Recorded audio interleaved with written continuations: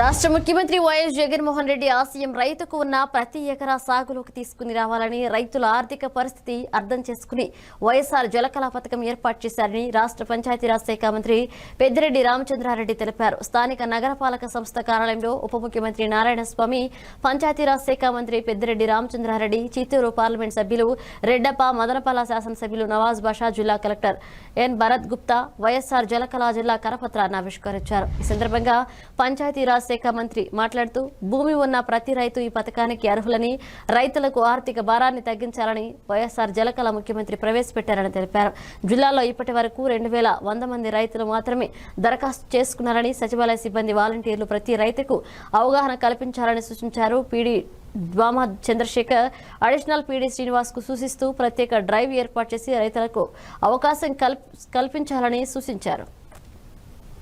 ఒక రూ హాస్పిటల్, ఒక సిమ్స్లో మాత్రం, అదేవిధంగా అపోలో కాలేజ్ నిర్ణయించడం జరిగింది. అయితే మనము అసిమ్టమాటిక్ లేకపోతే పాజిటివ్ వచ్చినా కానీ వాళ్ళకి ఏమి ఇబ్బంది లేదని మనము కొద్దిగా అబ్జర్వేషన్ కింద ఎక్కడైతే పెడతా ఉన్నాము టీటీడీ చౌల్ట్రీస్లో, వాటిల్లో కూడా ఒక పద్మావతి నిలయం తప్ప మిగతా అన్నీ కూడా పూర్తిగా టీటీడీ వారికి హ్యాండ్ ఓవర్ చేసేయాలని చెప్పి కూడా చెప్పడం జరిగింది. తప్పనిసరిగా రాబోయే 10 రోజుల్లో ఇంకా బాగా గణనీయంగా తగ్గుతుందనే భావన మా అంటే వైద్యులు చెప్పేదాన్ని బట్టి డాక్టర్లతో కూడా చెప్పిన మీదట ఒక ఐడియా ఉంది. ఈ 10 రోజుల్లో బాగా తగ్గితే, ఇందాక రూ హాస్పిటల్ సూపరింటెండెంట్ గారు అడిగారు, ఆమె మాకు మామూలు జనరల్ సర్జరీలు ఇవన్నీ నిలిపేశాము ఈ కోవిడ్ గురించి అని చెప్పి. ఈ 10 రోజులు చూసిన తర్వాత ఇంకా తగ్గితే అక్కడ కూడా నార్మల్గా ఓపీలు ఓపెన్ చేయడం కానీ సర్జరీలు చేయడం కానీ కూడా జరుగుతుంది.